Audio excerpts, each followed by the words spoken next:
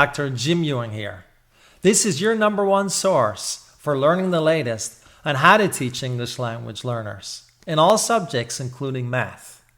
Welcome to the second in a series of 5 videos titled Paths.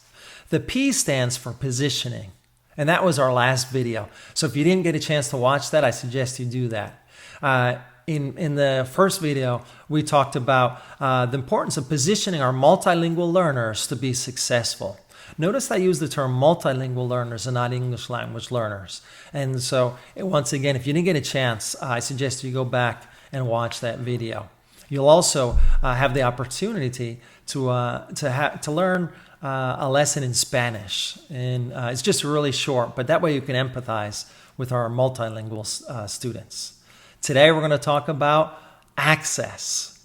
What is authentic access? For example, if you go to a workshop about English language learners or you read a book, they'll give you tips on how we can provide our students with access. For example, visuals, use sentence stems.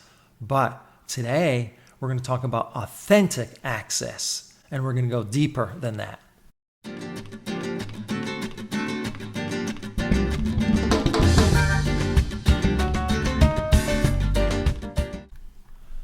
Authentic access means, and listen to this, more than just visuals.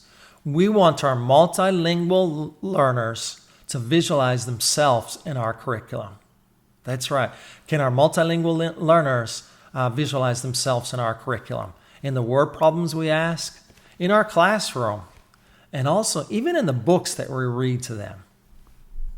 For example, if I ask the word problem, if Jim goes to the mall and has $100, how many pairs of jeans can he buy? Can our multilingual learners visualize themselves in this word problem? We have to be careful with the stereotypes because maybe some of our students can, and it's really hard to generalize and make problems that each and every one of our multilingual students will visualize themselves in. But it's not enough just to translate from Jim to Jaime. Let's go even deeper and think about our word problems. Another practice is reading books to our students. But what kind of books are we going to read to them? When we consider that 75% of our multilingual learners speak Spanish, is it okay to read books that have a word or two in Spanish? And it's not enough just to translate the language. For example, if we were to take a very popular book, should we just translate it into Spanish?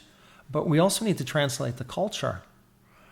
Also, and when you consider that 80% of our students, our multilingual learners, are born here in the United States, well, some of our students are dealing with, being bicultural. So we need books about that as well. And I really couldn't find very many children's books about a multilingual learner who speaks Spanish, for example, the most popular language at home, and English at school, that was born here in the United States. So I wrote my own.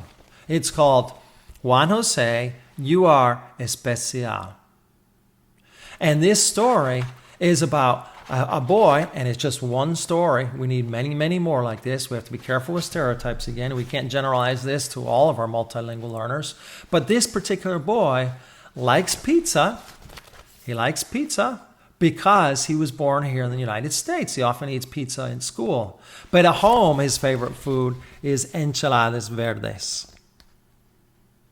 And so I'm curious, how are you taught fractions? How do you teach fractions? With pizza, right? Sure, a lot of us too. It's very popular, and that's okay. But can we also ask questions about enchiladas verdes?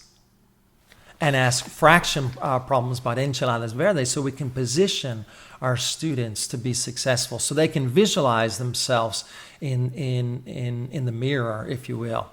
And this is good not only for our multilingual learners, they need to visualize themselves in the mirror, but non-multilingual learners, they need to see through the window, as they say.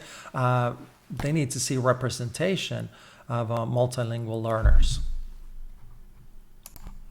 Today we've talked about providing our students with access. But just using visuals is not enough. For example, in the last video, I was asking you to divide, and I gave you a visual of a worksheet, but that wasn't enough. You probably couldn't visualize yourself, and so it wasn't engaging for you. So yes, we need to provide our students with access, but let's make it authentic. Let's consider our multilingual learners' culture as well in our word problems, in the books we read, and even in our classroom. Thank you so much. I look forward to seeing you in the next video titled Teaching Language. That's right, we want to develop our students' language in all subjects, including math. Hasta luego.